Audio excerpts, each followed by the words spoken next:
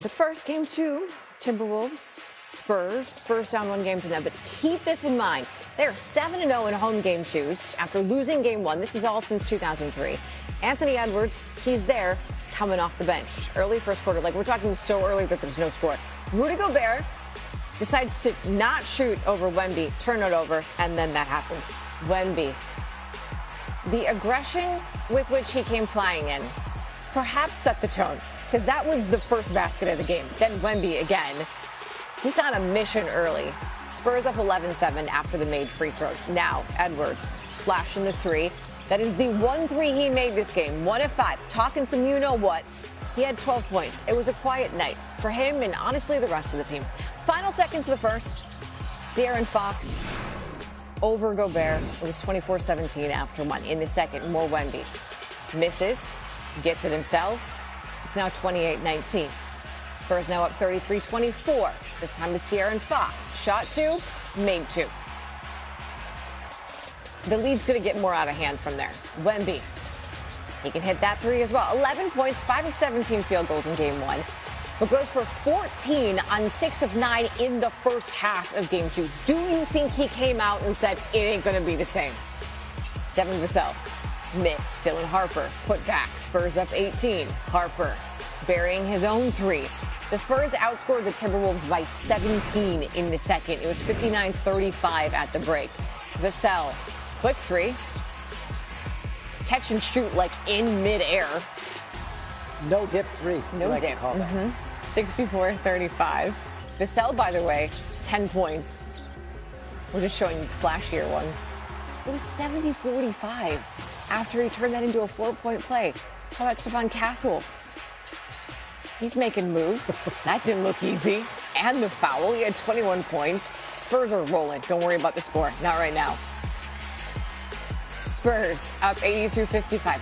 Darn it, I didn't mean to say the score. Didn't mean to. Fox pumping it away from Julius Randle. Spurs in transition. It's Julian Champagnie hitting that three. I mean, he had 12 points. The lead is now 30.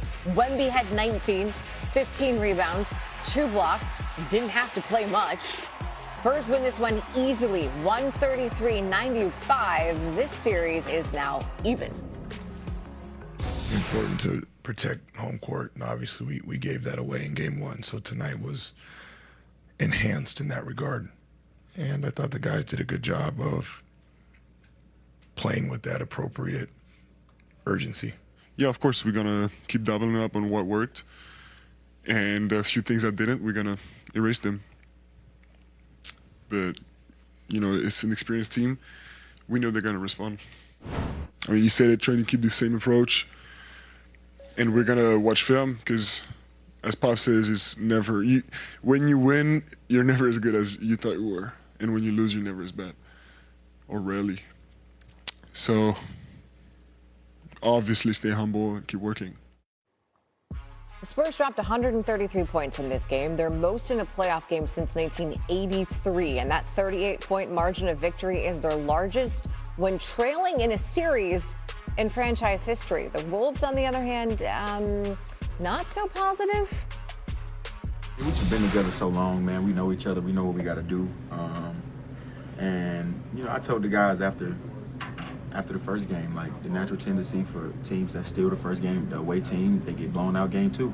So we can't come out cool, and we came out cool. And what happened? We got blew out. So, I mean, my mama used to tell me a hard head make a soft ass, and that's what happened tonight. So we got beaten every way possible. I mean, as simple as that. It's not really much to say from this game. They out-hustled us, out-physicaled us, out-executed, played better defensively, more energy. Like, they just beat us in every way in this game, and we got to come back next game to be better. They just kicked our butt in every aspect of the game tonight. So offensively, defensively, it didn't matter. They took it to us, and we didn't really respond very well.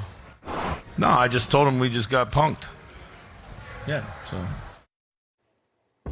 Do you understand what Ant's mom was trying to say? I'm not quite sure. We're trying to figure that one out. The moral of this. Hard head, soft behind. The Wolves' response to game one, obviously less than ideal. It's a 38-point loss, their largest loss in any game since 2019. Even worse than that, it is their largest in a playoff game in franchise history, and 8 more than any other loss for that matter. Hey, it's Mr. Perkins. Hello, Kendrick. How are you? I'm well. What's going on, my brother? we I'm loving the combination, suit and tie combo. I like that. Thank you very much. Listen, I'm not sure how much analysis this game actually requires, but as far as Wemby goes, it didn't take him long to surpass his point total from game one. What did you see tonight from the tall one?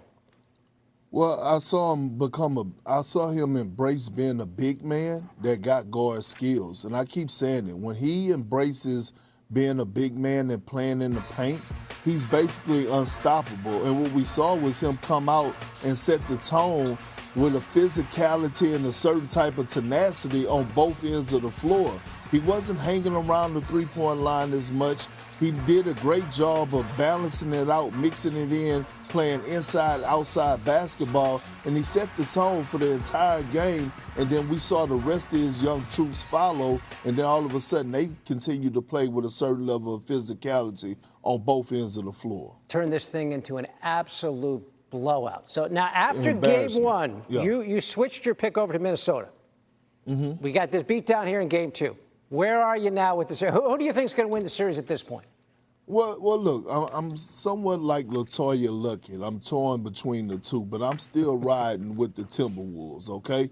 I'm not going to overreact to this. I believe that the Spurs understood that they were in a must-win situation, and they did what they were supposed to do at home and tied the series up. But now Minnesota has home court advantage. And if you don't think for 1 second that that building is not going to be rocking on Friday night, you're crazy. And the Minnesota Timberwolves, we saw how relaxed they were on the bench throughout this blowout because they're a team with experience and they're a team that has been to back-to-back conference finals. And they know that this season they have protected their home floor and haven't lost a single game.